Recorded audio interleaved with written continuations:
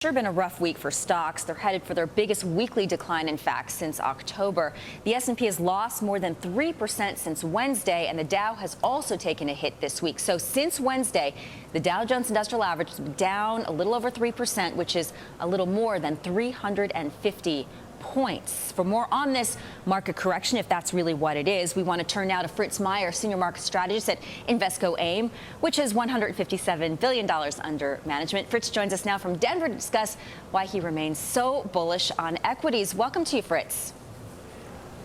Are you not? Good morning. Good morning. So are you not concerned about the possibility of China raising interest rates, this new bank tax Obama has proposed, and its impact on the overall financial sector?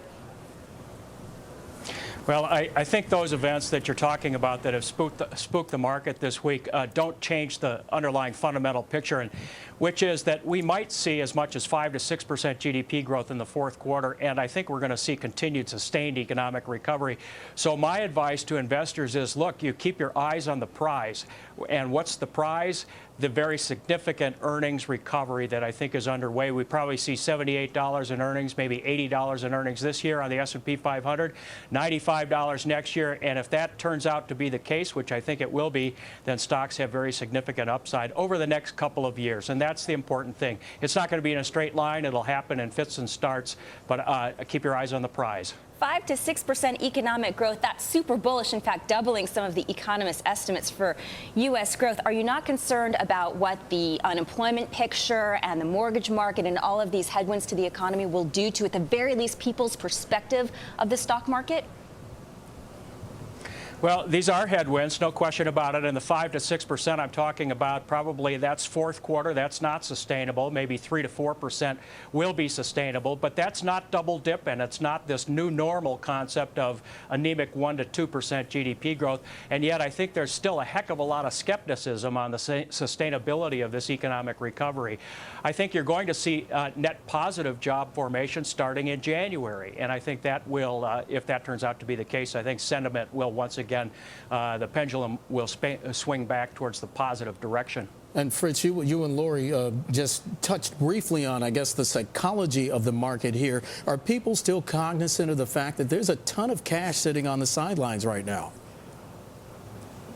Well, you put your finger on a very important point. Even with the 60% recovery we've seen off the last March's bottom, we're still looking at a cash level higher than the next previous all-time peak in cash on the sidelines, which was 2002, which is to say the average guy on the street has not even yet participated in this stock market recovery. And we see that in the equity mutual fund flow data, which have been in net redemption all the way up through November. So I think probably we're in the early to middle innings yet in this stock market recovery. Well, and I would characterize it as a return to normalcy.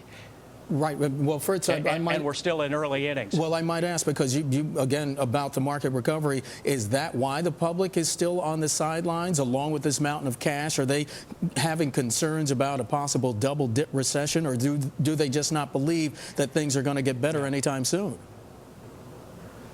I think that's right. I think what you just said is absolutely correct. In other words, we've just been through one of the most searing experiences that any of us have experienced. So I think the public is thinking, wait, a year ago you're telling me the global economy is falling off a cliff. How can this possibly be? How can we possibly have a sustained economic recovery? And yet that's what the data is suggesting. Right. And it's a synchronized global economic recovery. That's such an important consideration. All right, so with your bullish outlook here, which industries are going to lead the charge?